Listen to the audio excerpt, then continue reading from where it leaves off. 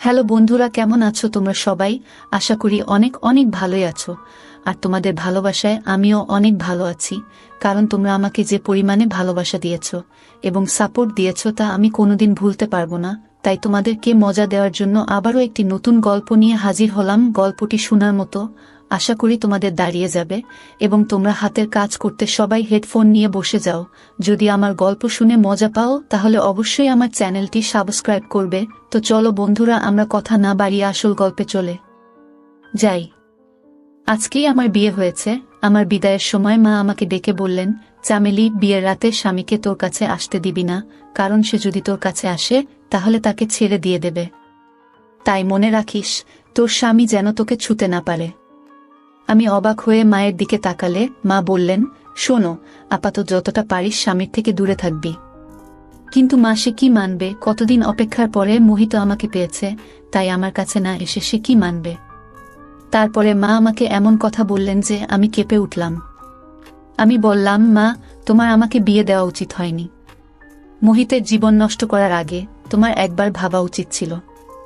মোহিত যখন এই সত্যটা জানতে পারবে তখন তার সবকিছু শেষ হয়ে যাবে। তুমি এটা ভালো করনি। আমার চোখে পানি চলে এলো। মা, তুমি আমার কাছে এই সত্যটা কেন লুকিয়ে রেখেছিল? মা বললেন, মোহিতের রাগের কারণেই এই বিয়ে হয়েছে। আমি প্রথম এই বিয়েতে না করেছিলাম, কিন্তু ওরা যখন মানল না তখন আমিও ভাবলাম, যাক, তোরও সংসার হবে, হয়তো সময়ের সাথে সাথে তোর জীবনেও সুখের রঙে ভরে উঠবে। কতদিন তুই এই বাড়িতে এইভাবে বসে থাকবি? এখন আমি কি করব? মন খারাপ করে শ্বশুর বাড়িতে গেলাম। এখানে এসে আমি সেটাই করলাম যেটা মা বলেছিল। আমার স্বামীকে আমার কাছে আসতে দেইনি। বিয়ের রাতে সে ঘরে এসে বিছানায় বসে আমার সৌন্দর্যের প্রশংসা করল। তারপরে আমার হাতটা ছোঁয়ার সাথে সাথে আমি তাকে সরিয়ে দিলাম। মোহিত অবাক হয়ে আমাকে এর কারণ জিজ্ঞেস করলে আমি কাঁদতে শুরু করলাম, কিন্তু কারণটা বললাম না আমি। তারপরে একদিন আমার স্বামী মোহিত আমার সব গোপন বিষয়টি জানতে পেরে গেল। আমি লজ্জায় কাউকে মুখ দেখাতে পারলাম না, কারণ আমার মধ্যে বউ হওয়ার। আমি মোহিতের রুমে বিছানায় বসে আছি, আর সে অবাক হয়ে আমার দিকে তাকিয়ে আছে। আমার অনেক দুর্বল মনে হচ্ছে। আমি বরফের মতো একদম জমে গেছি। আমি অনুভব করতে পারছি সামনে বসা আমার স্বামীর নজর আমার শরীরের দিকে। সে বলতে থাকলো, কি বিষয় চামেলি, এই বিয়েতে কি তোমার মতো ছিল না? আমি চোখ তুলে তাকে দেখে অনেক কষ্টে চোখের পানি ধরে রেখেছি। আমার শরীরটা কেমন করছে। মোহিত আমাকে অনেক রাগী আওয়াজের কারণ জিজ্ঞেস করল, কিন্তু আমি চাইলেও আসল কারণটা বলতে পারছি না। সে আবার গম্ভীর কণ্ঠে আমাকে জিজ্ঞেস করল, চামেলি, তোমাকে কিছু জিজ্ঞেস করেছি তো? তার এমন আওয়াজে আমি আতঙ্কিত হয়ে অনেক কাঁদতে শুরু করি। কিন্তু আমার সামনের লোকটা মনে হয় প্রতিজ্ঞা করেছে যে সে উত্তর না পেলে আমাকে ছাড়বে না। মোহিত আবার উচ্চকণ্ঠে বলল, তোমার কান্না থামাও আর আমাকে বিষয়গুলোর কারণ বলো। তুমি যদি ভাবো তোমার এই কান্না দেখে আমি গলে যাব আর আজ রাতে তোমার ধারে কাছে আসব না, তাহলে এই ভুল ধারণা তোমার মন থেকে বের করে নাও। এটা বলেই সে আমার কাপা হাতটা ধরল। আমি হাতটা ছাড়িয়ে নেওয়ার চেষ্টা করতেই সে আমার আরো কাছে এসে বলল, চামেলি, তুমি কি আমার পরীক্ষা নিচ্ছ? আমি কি অন্যায় করেছি যে তুমি এইভাবে আমার থেকে দূরে সরে যাচ্ছ? আমাকে তোমার কাছেও আসতে দিচ্ছে না। আজ আমাদের বিয়ের রাত।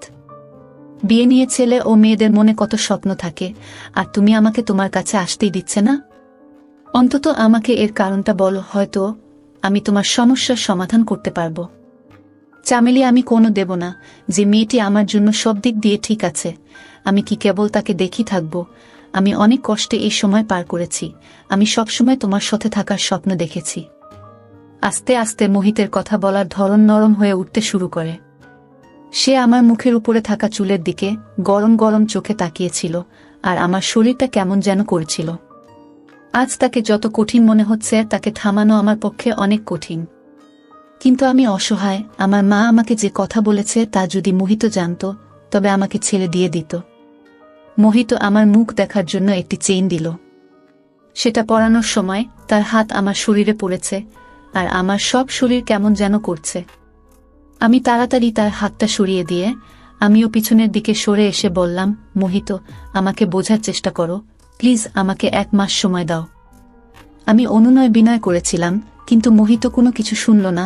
সে কিছু শোনার মুডেই ছিল না। সে বলল, আমাকে কারণটা বলো, না হলে আমি অন্য কিছু করব। তোমার কাছ থেকে আমার অধিকার আদায় করে নিলেও তুমি আমাকে কিছুই বলতে পারবে না। সেও সম্ভবত প্রতিজ্ঞা করেছিল আমার কথা না শোনার, কিন্তু আমি জানতাম মোহিতের সাথে এই সম্পর্কটা আমার জন্য কি নতুন বিপদ নিয়ে আসতে চলেছে, কিন্তু আমি তাকে আটকাতেও পারছি না। যতই সে আমার কাছাকাছি আসছিল ততই আমার অবস্থা খারাপ হয়ে যাচ্ছিল। আমি এতটাই টেনশনে ছিলাম যে বিছানায় জ্ঞান হারিয়ে পড়ে যাই। মোহিত চামেলি চামেলি বলে ডাকছিল আর আমার হাত ধরে ডাকছে। হয়তো ওর ধারণা ছিল না যে আমি জ্ঞান হারিয়ে যাব। হয়তো আমি জ্ঞান হারিয়ে ফেলেছি, কারণ মায়ের সেই কথা আর তার উপর স্বামীর সেই দাবিগুলোর চাপ। আমি চাইলেও আমার স্বামীকে আমার কাছে আসতে দিতে পারিনি।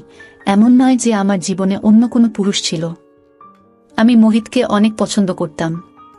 এটাও নয় যে অতীতে আমার সাথে এমন কোনো ঘটনা ঘটেছিল যে আমার গোপন রহস্য ফাঁস হয়ে যাওয়ার ভয় পাব। কিন্তু আমার যে সমস্যা সেটা কম মেয়েদেরই থাকে। যখন জ্ঞান ফিরল তখন আমি হাসপাতালের বেড়ে। শাশুড়ি ও মোহিত আমার কাছে চিন্তিত হয়ে দাঁড়িয়েছিল। শাশুড়ি আমাকে কেমন মনে হচ্ছে সেটা জিজ্ঞেস করলেন। মহিলা ডাক্তার বললেন, এখনই একেবারেই ঠিক আছে, আপনারা চাইলে এনাকে বাড়িতে নিয়ে যেতে পারেন। তারা কিছুক্ষণের মধ্যে আমাকে বাড়িতে নিয়ে এলো।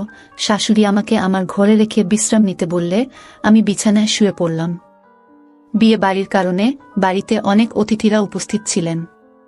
আমি শুনতে পাচ্ছিলাম মোহিতের দাদা, ভাই, জামাইবাবুরা মোহিতের সাথে মজা করছে যে বিয়ের রাতেই তুমি তোমার বউয়ের সাথে এমন কি করলে যে মেয়েটি একেবারে জ্ঞান হারিয়ে ফেলেছে। একটি ফুলের মতো মেয়ে, তোমার একটু আস্তে এগানো উচিত ছিল, কিন্তু তুমি তো ফুলটাকে শেষ করে দিয়েছ। তারা একটা মজা করার সুযোগ পেয়েছে, তাই তারা আর থামে। সবাই কি ভাবছিল জানি না, তবে আমি নিজেই লজ্জা পাচ্ছিলাম, কারণ আমার কারণে মোহিত সবার সামনে লজ্জিত হচ্ছিল। কেউ তাকে উপদেশ দিচ্ছিল 4 দিন ওই রুমের ধারে কাছেও যাবে না। কেউ আমার শাশুড়িকে বলছিল যে তুমি নিজের কাছে তোমার বৌমাকে রাখো, পাশে মোহিতের মুখ দেখে নতুন বউ আবার জ্ঞান হারিয়ে ফেলবে। হাসি মজার আওয়াজে আমি নিজের চোখেই ছোট হয়ে যাচ্ছি, কিন্তু আমিও অসহায়। আমি যদি আমার স্বামীকে আসল কারণটা বলি তাহলে সে আমাকে ছেড়ে দিয়ে বাড়ি থেকে বের করে দেবে। আমি যদি কিছু নাও বলি তাহলেও আমাদের সম্পর্কের কয়েক মাসের মধ্যেই সে জানতে পারবে। কিছুদিন শাশুড়ি আমার কাছে আসতে থাকলেন। তিনি আমাকে খাবারও খাওয়াতেন। তিনি অনেক নরম মনের এবং স্নেহময়ী মহিলা। আস্তে আস্তে সব অতিথিরিও চলে গেল, আমার শরীরও ঠিক হয়ে গেল। তাই আমি নিজেই রান্নাঘরের কাজ করতে থাকলাম, যদিও আমার শাশুড়ি আমাকে নিষেধ করেছিলেন। মোহিত অনেক চুপচাপ থাকত এবং খাওয়ার সময় আমার দিকে অভিযোগের চোখে তাকিয়ে থাকত। শ্বশুর বাড়িতে শুধু মোহিত আর আমার শাশুড়ি থাকতেন। মোহিত আমার শাশুড়ির একমাত্র ছেলে। যদিও সব অতিথি চলে গেছে, কিন্তু শাশুড়ি তার বান্ধবী ও তার মেয়েকে রেখে দিয়েছেন। শাশুড়ির বান্ধবীর মেয়ে আমার সমবয়সী, তার গ্রাজুয়েশনের পরীক্ষা হয়ে গেছে। তাই মা মেয়ে মাসখানেক এখানে থাকার প্ল্যান করেছিলেন। দিয়াও সুন্দরী ছিল, কিন্তু যে জিনিসটি আমাকে বিরক্ত করত তা হল সে মোহিতের সাথে অনেকভাবে মিশত এবং মোহিতের সাথে হেসে হেসে কথা বলত। সেই দিনও খাওয়ার টেবিলে বসে দিয়া কি নিয়ে কথা বলে যাচ্ছিল, কিন্তু মোহিত তার কথায় উত্তর দিচ্ছিল না। তার চোখ আমার দিকে স্থির ছিল। সে মুখে কিছু বলছে না, কিন্তু তার চোখ আমাকে যা বলছে তা আমি জেনেও না জানার ভান করলাম। রাতে রান্নাঘরের কাজ করছিলাম, সবাই যে যার রুমে চলে গিয়েছে। কিছুর অনুভূতি হওয়ায় মাথা ঘুরিয়ে দেখলাম মোহিত আমার ঠিক পিছনের দিকে দাঁড়িয়ে আছে। সে বলল, মাথা ব্যথায় আমার ঘুম আসছে না, 1 কাপ চা বানিয়ে দাও তো। ভাবলাম চায়ের কথা বলে বেরিয়ে যাবে। আমি চায়ের কেটলিটা গ্যাসের উপরে রাখলাম। আমি রান্নাঘরে কাজ করার সময় রান্নাঘরের দরজায় আমার পোশাকগুলো রাখতাম, কারণ এই সময় আমি রান্নাঘরে একাই থাকি আর বাড়িতে কোনো মানুষ বা কেউ ছিল না। কিন্তু মোহিত হঠাৎ এইভাবে রান্নাঘরে এসে আমার কাছে দাঁড়াবে তা আমার ধারণা ছিল না। আমি যখন ওর দিকে মনোযোগ দিয়ে দেখলাম তখন আমার লজ্জা পেতে থাকলো। ও রান্নাঘরের দরজার কাছেই দাঁড়িয়ে, আর আমার পোশাকটাও সেখানেই আছে। আমি পোশাকটা নিয়ে নিজের শরীরে দিতেও পারছি না, তাই যত তাড়াতাড়ি সম্ভব চা বানানোর চেষ্টা করলাম। কিন্তু আজ গ্যাসের চুলাটা অনেক আস্তে চলছে, হয়তো কোনো ময়লা আটকে গেছে। এত আস্তে চললে চা তৈরি হতে 15 থেকে 20 মিনিট পার হয়ে যাবে, আর এইভাবে 15 থেকে 20 মিনিট দাঁড়ানো আমার পক্ষে কঠিন হয়ে যাচ্ছে। বারবার মোহিতের চোখে আমার চোখে পড়ছিল আর আমার হার্টবিট বেড়ে যাচ্ছিল। তারপরে হঠাৎ মোহিত বলল, চামেলি, তোমার চুলগুলো অনেক সুন্দর। আমি খেয়াল করলাম ও আমার দিকে আরেকটু এগিয়ে এসেছে। রান্নাঘরটা অনেক ছোট, তাই ও আমার অনেক কাছে চলে এসেছে। আমি অনেক নার্ভাস ফিল করছি। ও আমার সামনে দাঁড়িয়ে আমার মুখের দিকে তাকিয়ে বলল, জানো, আমি তোমাকে আমার বন্ধুর বিয়েতে প্রথম দেখেছিলাম। যতক্ষণ আমি বিয়ের অনুষ্ঠানে ছিলাম, আমার চোখ সবসময় তোমার দিকেই স্থির ছিল। সেখানেই আমি মনে মনে তোমাকে ভালোবেসে ফেলি। তখন থেকে তোমার সাথে আমার বিয়ের কথা ঠিক না হওয়া পর্যন্ত আমি কোনোমতেই শান্তি পাচ্ছিলাম না। এই বলে মোহিত আমার আরও কাছে চলে এলো, আর আমি পিছিয়ে দেয়ালে গিয়ে বাধা পেলাম। মোহিত, প্লিজ সরো, আমাকে আমার পোশাকটা নিতে দাও বলে আমি আমার কপালের ঘাম মুছলাম। মোহিত বলল, এখানে অপর কেউ নেই যার থেকে তোমাকে নিজেকে লুকাতে হবে। মোহিত আমার আরও কাছে এসে আমার শরীরটা ধরে। ওর গরম নিঃশ্বাসে আমি নরম হয়ে যেতে থাকলাম। আমার অবস্থা আরও খারাপ হতে থাকল। আমার মুখ ওর নিয়ন্ত্রণে নেওয়ার আগেই আমি ওকে পিছনের দিকে সরিয়ে দিয়ে রান্নাঘর থেকে বেরিয়ে তাড়াতাড়ি আমার রুমে গিয়ে দরজা বন্ধ করে দিলাম। আমি কিভাবে মোহিতকে থামাতে পারি? সে আমার স্বামী এবং আমাকে ভালোবাসে। সে তার বন্ধুর বিয়েতে আমাকে দেখে আমাদের বাড়িতে বিয়ের সম্বন্ধ পাঠিয়েছিল। আমার মা প্রথমে এই বিয়েতে রাজি হননি, কিন্তু মোহিত এই বিয়েটা নিশ্চিত না হওয়া পর্যন্ত আমাদের বাড়ির দরজাটা ছাড়েনি। আর আজ এত অপেক্ষার পরে সে আমাকে স্ত্রী হিসেবে পেয়েছে, কিন্তু সে আমাকে তার মন ভরে ভালোবাসতেও পারেনি, কারণ আমি তাকে অনুমতি দেইনি। সে তো তার জায়গায় ঠিকই ছিল, কিন্তু আমি সেই এক সমস্যায় আটকে ছিলাম। সে আমার জন্য সমস্যা হয়ে দাঁড়িয়েছিল। টেনশনে আমি কাঁদতে থাকলাম। আমি পাথর না, এটা একটা স্বাভাবিক সম্পর্ক। মোহিত যতটা আমার ভালোবাসা পাওয়ার জন্য ব্যাকুল ছিল, আমিও ততটাই তার ভালোবাসা পাওয়ার জন্য আকুল ছিলাম। মনে হতো আমি সব কথা ভুলে তার মনের মধ্যে লুকিয়ে পড়ি, কিন্তু আমার অসহজত্ব আমাকে আটকে রেখেছে। আমি কাঁদতে কাঁদতে কখন ঘুমিয়ে পড়েছি জানি না। সকালে যখন ঘুম থেকে উঠলাম, মোহিত অফিসে চলে গেছে। আমি মোহিতের এত তাড়াতাড়ি অফিসে যাওয়ার কারণ জিজ্ঞেস করলে শাশুড়ি বললেন, তিনি জানেন না, হয়তো অফিসে কিছু জরুরি কাজ আছে। আমার মনে পড়ল আমি সারারাত রুমে দরজা ভিতর থেকে বন্ধ করে রেখেছিলাম। সম্ভবত মোহিত ডাইনিংয়ের সোফায় ঘুমিয়েছে। তার ব্যাগ জামাকাপড় তো রুমেই। বুঝলাম মোহিত অফিসে যায়নি, বাড়ি থেকে কোথাও একটা চলে গেছে। এখন আমার মোহিতের চিন্তা হতে থাকল। জানি না সে কোথায় গেছে, হয়তো সে আমার উপর রাগ করেছে। এইসব চিন্তাতেই সারাদিন পার করলাম আমি। সন্ধ্যার দিকে মোহিত এসে সোজা ঘরে চলে গেল। তারপর থেকে মোহিত আমার সাথে কথা বলা একেবারেই বন্ধ করে দিল।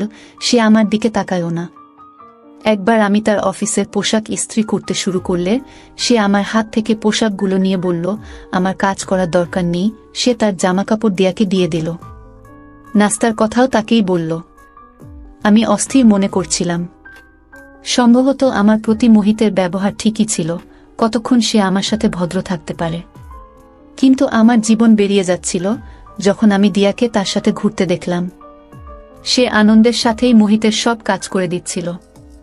আমি অবাক হয়ে দেখতাম যে মোহিত সন্ধ্যায় যখন অফিস থেকে ফিরত, দিয়া নববধূর মতো সেজে দরজায় দাঁড়াত। মোহিত ভিতরে এলে দিয়া দৌড়ে তার কাছে যেত, হেসে তাকে হ্যালো বলে তার হাত থেকে ব্যাগটি নিয়ে যেত। যেগুলো আমার দায়িত্ব ছিল সেগুলো খুশি হয়ে দিয়া পূরণ করত। আর আমার মধ্যে যেন কেমন একটা হয়ে যেত। কিন্তু আমি কী বা করতে পারি, কারণ মোহিত নিজেই তাকে এত গুরুত্ব দিচ্ছিল। সম্ভবত মোহিত আমার কাছে যা চাচ্ছিল তা আমি পূরণ করতে পারিনি। যদি বিষয়টা এতেই সীমাবদ্ধ থাকত তাহলে ঠিক ছিল। রাতে একবার যখন চোখ খুললাম, বাইরে ডাইনিং রুমে কথা বলার আওয়াজ শুনতে পেলাম। রুম থেকে বের হয়ে দেখলাম দুইজনে হাসতে হাসতে কথা বলছে, আর সামনে 2 কাপ চা রাখা ছিল। আমাকে দেখে দিয়ার হাসি থেমে গিয়েছিল, কিন্তু মোহিত একেবারে খুশি হয়ে বসেছিল। দিয়ার সাথে এমনভাবে কথা বলতে থাকল যেন আমাকে নিয়ে তার কোনো চিন্তা নেই। আমি কাঁদতে কাঁদতে নিজের রুমে চলে এলাম। আমার জীবন আস্তে আস্তে নষ্ট হয়ে যাচ্ছে। কিন্তু আমি জীবনের সেই পর্যায়ে দাঁড়িয়ে আছি যেখানে সামনে গরম আর পিছনের দিকে সমুদ্র। আমি যদি মোহিতকে সত্যিটা বলি তাহলেও আমার সংসার নষ্ট হয়ে যেত। আর না বললে দিয়া নামের এই মেয়েটা আমার জায়গাটা নিয়ে নেবে। একজন নারী সবকিছু সহ্য করতে পারে, কিন্তু অন্য মেয়ের দুঃখ নয়। আমার আর মোহিতের মধ্যে যা থাকুক, আমি চাই না দিয়া আমাদের মাঝে আসুক। তাই আমি শাশুড়িকে বললাম যে দিয়া এখানে এসেছে অনেক দিন হয়ে গেল, সে কবে যাবে? যদিও দিয়ার মা চলে গেছে অনেক দিন হলো। দিয়া এই বলে থেকে গেছে যে আমি আর কিছুদিন এখানে থাকতে চাই। শাশুড়ি বললেন, আমিও তাকে বলেছি যে তুমি এসেছ অনেক দিন হয়ে গেল, এখন তুমি তোমার বাড়িতে যাও। সেও যেতে চায়, কিন্তু মোহিত তাকে যেতে দেয়নি। এটা শুনে আমার মনে হলো কেউ যেন আমার মনটা ধরেছে। মোহিত কেন তাকে যেতে দিতে চায় না? একবার রান্নাঘর থেকে বেরিয়ে দেখি দুইজনে ড্রয়িং রুমে গল্প করছে। আমি দরজায় দাঁড়িয়ে যা শুনলাম তা আমার মন উড়িয়ে দিল। আগে জানতাম না যে দুইজনের মধ্যে কি চলছে, কিন্তু আজ এই রহস্যের উপর থেকেও পোশাক সরে গেল। আমি এই ভুল ধারণার মধ্যে ছিলাম যে মোহিত আমাকে ভালোবাসে, কিন্তু বাস্তব হয়তো অন্য কিছু।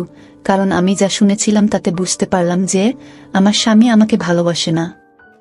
এই বিয়েটা মনে হয় সে বাধ্য হয়ে করেছে, নইলে তো সে শুধু দিয়াকেই ভালোবাসত, আর দিয়াও এখানে থেকেছে শুধু তার কথায়। আমি কাঁদতে কাঁদতে আমার রুমে চলে এলাম। রাতের খাবারও খাইনি। আমার শাশুড়ি এসে জিজ্ঞেস করলেন, তুমি কেন খাবে না? আমি মাথা ব্যথার অজুহাত দিয়ে মাঝ রাত অবধি কান্নাকাটি করে পার করে দিলাম। রাত 2টার দিকে ড্রয়িং রুম থেকে আস্তে আস্তে আওয়াজ আসতে থাকল। রুম থেকে বেরিয়ে এসে দেখি ড্রয়িং রুমের দরজা বন্ধ। ড্রয়িং রুমের জানালা দিয়ে তাকাতেই অবাক হয়ে উঠলাম আমি। দিয়া মোহিতের সাথে বসে আছে। চোখ বড় বড় হয়ে গেল এবং আমার শরীরটা কেমন করতে থাকল। আমি ঘামে ভিজে গেছি। ঈশ্বরকে ধন্যবাদ জানালাম যে আমি যা দেখেছি তা স্বপ্ন ছিল। আমি উঠে তাড়াতাড়ি ঘর থেকে বেরিয়ে ড্রয়িং রুমে গিয়ে দেখলাম মোহিত তার ল্যাপটপে কিছু কাজ করছে। আমি কাঁদতে কাঁদতে তার কাছে বসলাম। সে আমাকে দেখে কিছুটা বিরক্ত হয়ে জিজ্ঞেস করল, কি ব্যাপার, তুমি আবার কাঁদছো কেন? আমি বললাম, মোহিত, তুমি আজকের পর দিয়ার সাথে কথা বলবে না। আমার কথা শুনে প্রথমে সে কিছুক্ষণ আমার দিকে তাকিয়ে রইল, তারপরে ল্যাপটপ বন্ধ করে বলল, কথা বলবো না কেন? আমি বললাম, তোমার মনে যদি দিয়াই ছিল তাহলে আমাকে বিয়ে করলে কেন? সে বলতে থাকলো, আমি খুব ভুল করেছি যে আমি দিয়ার কদর না করে তোমাকে দেখে তোমার জন্য পাগল হয়ে তোমাকে বিয়ে করেছি। দিয়া আমাকে আগে থেকেই ভালোবাসতো আর আমাকে বিয়ে করতে চাইতো। এখন আমিও বুঝতে পেরেছি, তাই আমি দিয়াকে বিয়ে করতে চাই। এটা শুনে আমি একদম পাগল হয়ে গেলাম আর কাঁদতে কাঁদতে বললাম, তুমি এটা করতে পারো না, তুমি আমাকে এভাবে শেষ করতে পারো না, তোমাকে ছাড়া আমি শেষ হয়ে যাব। মোহিত, আমি তোমাকে অনেক ভালোবাসি। আমার কথা শুনে মোহিত আমার হাত ধরে রুমে নিয়ে এসে রুমের দরজা বন্ধ করে দিয়ে বলল, শুধু এইটুকুই আমি শুনতে চেয়েছিলাম। আমি জানতাম তোমার মধ্যে মন আছে, তাই আমি দিয়াকে অনুরোধ করেছিলাম এই নাটকটা করতে। চামেলি, দিয়া আমার নিজের বোন। মায়ের বান্ধবীর কোনো সন্তান নেই, তাই মা দিয়াকে তাকে দিয়েছিলেন। এটা আমার জন্য একেবারে নতুন, আমি জানতাম না। তখন মোহিত বলল যে তুমি আমাকে দূরে পাঠিয়ে দিয়েছিলে, যেটা আমাকে অনেক কষ্ট দিয়েছে। আমি ভেবেছিলাম তুমি হয়তো অন্য কাউকে ভালোবাসো, তাই আমার থেকে দূরে থাকার অজুহাত খুঁজতেছি। আমি দিয়ার সাথে মিলে এই নাটকটি করেছি, আর আজকে তোমার অভিব্যক্তি আমাকে আনন্দ এবং শান্তিতে ভরিয়ে দিয়েছে। মোহিত আমার কাছে আসতে থাকল, এত কাছে যে সে আমাকে তার সাথে নিল। মোহিত অন্য কণ্ঠে বলল, চামেলি, তোমার মন থেকে সব ভয় দূর করে দাও। আমি তোমার স্বামী, আমি তোমাকে অনেক ভালোবাসি, তোমাকে কখনোই কষ্ট দেব না। এইবার আমি তাকে আর আটকাতে পারলাম না, কারণ আমি আমার ভালোবাসা প্রকাশ করে দিয়েছি। সারা রাত এই ভয়ে পার করলাম যে যেদিন মোহিত আমার সত্যিটা জানবে সেই দিনই হবে এই বাড়িতে আমার শেষ দিন। যাই হোক, আমার আদর পেয়ে মোহিত অনেক খুশি। কিছুদিন পরে দিয়াও ফিরে গেল, কিন্তু আমি সবসময় ভয়ে ভয়ে থাকতাম যে মোহিত যখন আমার সত্যটা জানতে পারবে তখন আমার কি হবে। মাত্র কয়েক মাস হয়েছে আমাদের বিয়ে। একদিন খাওয়ার সময় আমার শাশুড়ি বলতে শুরু করলেন, মোহিত, যত তাড়াতাড়ি সম্ভব আমাকে নাতিপুতির সুখ বসো না। তুই আমার একমাত্র ছেলে, আর আমি তাড়াতাড়ি দাদি হতে চাই। এই নির্জন বাড়িতে ছোট বাবুর কান্নার আওয়াজ একটা শোনা মাত্রই আমার হাত থেকে প্লেট পড়ে গেল। আমি তাড়াতাড়ি প্লেটটা তুলে নিলাম। মোহিত আমার দিকে তাকিয়ে বলল, কি ব্যাপার চামেলি, তুমি টেনশনে আছো মনে হচ্ছে। আমি তাকে কি উত্তর দেব? আমি চুপচাপ রইলাম দেখে মোহিত হেসে তার মাকে সান্ত্বনা দিয়ে বলল, মা, এত তাড়া কিসের? তুমি তাড়াতাড়ি সুখবর পাবে, কিন্তু আমার শাশুড়ির যেন খুব ইচ্ছা, এবং হয়তো তার ইচ্ছা স্বাভাবিক। তার মাত্র 2টি সন্তান, তার মধ্যে দিয়াকে তিনি তার বান্ধবীকে দিয়েছিলেন, তার কাছে শুধু মোহিত ছিল। এই বাড়িটি বহু বছর ধরে ফাঁকা পড়ে আছে, সেজন্যই তার বাবুর নেওয়া অনেক ইচ্ছা। তার মায়ের বারবার বলার জন্য মোহিত আমাকে একজন মহিলা ডাক্তারের কাছে নিয়ে গেলে তিনি অনেক টেস্ট লিখে দিলেন। আমি অনেক অস্থির ছিলাম, এসব কিছু ঠিক হচ্ছিল না। আমি ভয়ে ভয়ে মোহিতকে বললাম, মায়ের বাবু নেওয়ার এত ইচ্ছা কেন? মোহিত আমার হাত ধরে বলল, চামেলি, বাবু আমারও অনেক পছন্দ, আমি শুধু চাই সৃষ্টিকর্তা যেন আমাকে একসাথে দুটো বাবু দেন। মোহিতের দুটি সন্তানের কথা আমার মনকে কষ্ট দেওয়ার জন্য যথেষ্ট। আমার মা আমাকে যে সত্যিটা বলেছিলেন, আমি জানতাম আমি মোহিতকে এই সুখ কখনো দিতে পারব না, আর যেদিন মোহিত এটা জানবে সেদিনই হবে এই বাড়িতে আমার শেষ দিন। সে কখনই আমাকে এটার সাথে মেনে নেবে না। তারপরে আল্ট্রাসাউন্ড করার সময় যেভাবে ডাক্তার একবার আমার মুখের দিকে একবার আল্ট্রাসাউন্ড স্ক্রিনের দিকে তাকাচ্ছিল, তাতে যেন আমার মন আমার শরীর থেকে বেরিয়ে যাচ্ছিল। আমার চোখ থেকে পানি পড়তে থাকল। আমি ডাক্তারকে অনুরোধ করলাম আমার স্বামীকে এই সম্পর্কে কিছু না বলার জন্য, কিন্তু তিনি বলতে থাকলেন, আমাদের এই ক্ষমতা নেই, আর আমি না বললেও অন্য কোনো আল্ট্রাসাউন্ডের লোক এই কথা বলবে, তুমি বেশিক্ষণ লুকিয়ে রাখতে পারবে না। সবচেয়ে ভালো হয় তুমি নিজেই তোমার স্বামীকে সত্যিটা বলো। আমি তাকে অনুনির্বিনয় করতে থাকলাম যে আমার সংসার শেষ হয়ে যাবে, কিন্তু হয়তো আমার কপাল খারাপ। রিপোর্ট মোহিতের কাছে পৌঁছে গেল। মহিলা ডাক্তার রিপোর্টটা দেখার সাথে সাথে আমাকে অবাক চোখে দেখতে থাকল, আর তিনি মোহিতকে আমার রিপোর্টের সব সত্যিটা বলে দিলেন। আমি পাথরের মতো বসে রইলাম, মোহিত আমার সত্যিটা জেনে গেছে। মোহিতের পরিবর্তন হয়ে যাওয়া চেহারা দেখে আমার জীবন বেরিয়ে যাচ্ছিল। বাড়ি যেতেই আমার শাশুড়ি যখন মোহিতকে আমার রিপোর্ট সম্পর্কে জিজ্ঞাসা করলেন, মোহিত বলল যে ডাক্তার এখনো কিছু বলেনি। আমি এই কথা শুনে কিছুটা সুখ অনুভব করলাম, কারণ শাশুড়ি জানলে আমাকে হাত ধরে বাড়ি থেকে বের করে দিতেন। আমি চুপচাপ আমার রুমে চলে এলাম। এখন অস্থিরতায় আমার মনটা বেরিয়ে যাচ্ছিল। জানি না মোহিত রুমে এসে আমাকে কি শাস্তি শোনাবে। মোহিত যখন রুমে এলো তখন তার চোখ লাল। আমার মনটা কেমন করছে, আমার চোখ থেকে অবিরাম পানি বয়ে যাচ্ছিল। সে এসে আমার কাছে বসে চুপচাপ কিছুক্ষণ আমার দিকে তাকিয়ে রইল। সে মুখে তো কিছুই বলল না, কিন্তু তার চোখ যেন অনেক কিছু বলছে, যে কেন তুমি আমার কাছ থেকে এত বড় একটা কথা লুকালে। আমার চোখ থেকে অবিরাম পানি ঝরতে থাকল। আমি নিজেকে ভাগ্যের হাতে ছেড়ে দিয়েছি। কিছুক্ষণ পরে মোহিত বলতে থাকল, শুধু একটা কথা বলো চামেলি, তুমি কি এটা আগে থেকেই জানতে? আমি নাতে মাথা নেড়ে বললাম, আমার মা বিয়ের রাতে আমাকে এই কথা বলেছিল, তাই আমি তোমাকে আমার কাছে আসতে দিতাম না, যাতে সত্যটা জানার পর তুমি আমাকে ছেড়ে না দাও। এই বলে আমি কাঁদতে থাকলাম। সে বলল, চামেলি তুমি এটা ভালো করনি। তুমি জানো আমি আমার মায়ের একমাত্র সন্তান। যদি তোমার মা সত্যিটা জানতো তাহলে আমাদেরকে অন্ধকারে রেখে অন্যায় করেছেন। এই কথা বলেই মোহিত ঘর থেকে বেরিয়ে গেল। সারা রাত আর রুমে আসেনি। বিয়ের রাতে মা কাঁদতে কাঁদতে আমাকে বলেছিলেন যে জন্ম থেকেই আমার মধ্যে বাবু নেওয়ার ক্ষমতা নেই, আমি কখনই মা হতে পারবো না। 14 বছর থেকে 15 বছর পর্যন্ত আমার শরীর থেকে ময়লা বের হয়নি দেখে আমার মা টেনশনে ছিলেন।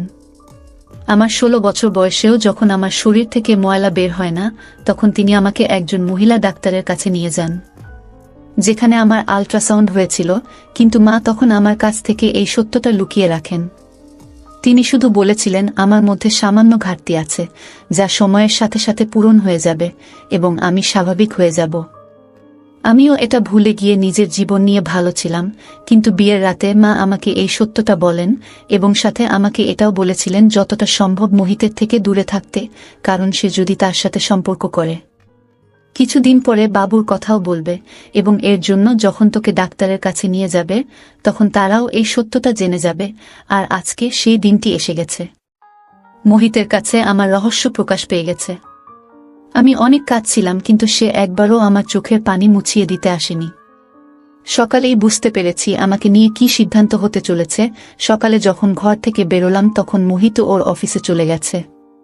সারাটা দিন অন্যভাবে পার করছি। আমি বাড়িতে ফিরে এসেও ওর মুখে বিষণ্ণতার ছাপ। সে হাতে রিপোর্টগুলো নিয়ে শাশুড়ির সামনে রাখে। আমি ভয়ে শেষ হয়ে যাচ্ছিলাম, কিন্তু জানতে পারলাম আমার শাশুড়ি সম্পূর্ণ নিরক্ষর। তিনি বললেন, মোহিত, আমি এসব রিপোর্ট কি বুঝি, এতে কি লেখা আছে সেটা আমাকে বল। মোহিত বলল, মা, আমি তোমাকে কখনো বংশধর দিতে পারবো না, সন্তান হওয়ার ক্ষমতাই আমার নেই, আমার কোনোদিন সন্তান হবে না। এই বলে মায়ের শরীরে মাথা রেখে সে কাঁদতে থাকল। শাশুড়িকে ধরে আরও বলল, দয়া করে আমাকে সন্তানের জন্য আর জিজ্ঞেস করবে না। আমি তোমাকে সবকিছু দিতে পারি, কিন্তু সন্তান কোনোমতেই না। এসব শুনে আমার শরীরের রং পরিবর্তন হয়ে গেল। মোহিত সবকিছু নিজের উপরে নিয়ে আমাকে সবকিছু থেকে মুক্তি দিয়ে দিল। আমার শাশুড়িও কাঁদছেন, আর আমি অবাক হয়ে আমার স্বামীর দিকে তাকিয়ে রইলাম যে এটা পুরুষের কোনো রূপ, যেটা মোহিতের রূপে আমার সামনে। আমার শাশুড়ি কিছুক্ষণ কান্নাকাটি করে তারপরে তিনি বললেন, চিন্তা করিস না মোহিত, অনাথ আশ্রম থেকে একটা বাবু নিয়ে আসিস, আর আমরা নিজের মনে করে তাকে মানুষ করব। কিন্তু তুই মন খারাপ করিস না, আমি আর কখনো তোকে সন্তান নিতে বলবো না। রুমে এসে মোহিত প্রাণহীন মানুষের মতো শুয়ে পড়ল। আমি তার কাছে গিয়ে তার পা ধরে কাঁদতে কাঁদতে বললাম, তুমি একই করলে? আমার সমস্যাগুলো নিজের মাথায় নিয়ে নিলে। সে আমাকে হাত ধরে তার কাছে বসিয়ে বলল, স্বামী স্ত্রী একে অপরের অংশ এবং আমাদের নিজেদের সমস্যাগুলো মেনে নিতে হয়। তুমি আমার, তোমার সমস্যাগুলো আমারও সমস্যা এবং তোমার গুণ আমারও গুণ। আমি বলছি না যে এসব আমার কাছে সহজ ছিল, কিন্তু আমি তোমাকে ছেড়ে থাকতে পারবো না। এইসবে তোমার কোনো দোষ নেই। এই বলে মোহিত আমাকে ধরল। আমি পৃথিবীর সবচেয়ে ভাগ্যবান মহিলা যে মোহিতের মতো স্বামী পেয়েছি। আজ আমাদের বিয়ের 5 বছর হয়ে গেছে। দিয়ারও বিয়ে হয়ে গেছে, আর সে যমজ সন্তানের জন্ম দিয়েছে। একটি ছেলে দিয়া আমাকে এবং মোহিতকে দিয়েছে। আমি আনন্দের সাথেই দিয়ার ছেলেকে নিজের করে নিয়েছি। এখন মোহিত এবং আমার শাশুড়িও অনেক খুশি। ওই বাবুর জন্য এখন মনে হচ্ছে আমাদের পরিবার পরিপূর্ণ। বন্ধুরা, আজকের ভিডিওটা এখানেই শেষ করলাম। অনেক কষ্ট করে ভিডিওটি আপনাদের জন্য বানিয়েছি। যদি ভিডিওটি আপনাদের ভালো লেগে থাকে তাহলে একটা লাইক করবেন এবং চ্যানেলটি অবশ্যই সাবস্ক্রাইব করবেন। এই আশা ব্যক্ত রেখে আপনাদের কাছ থেকে বিদায় নিচ্ছি আমি। দেখা হবে আগামীকালের নতুন কোনো ভিডিওতে। সে পর্যন্ত সবাই ভালো থাকুন, সুস্থ থাকুন। ধন্যবাদ।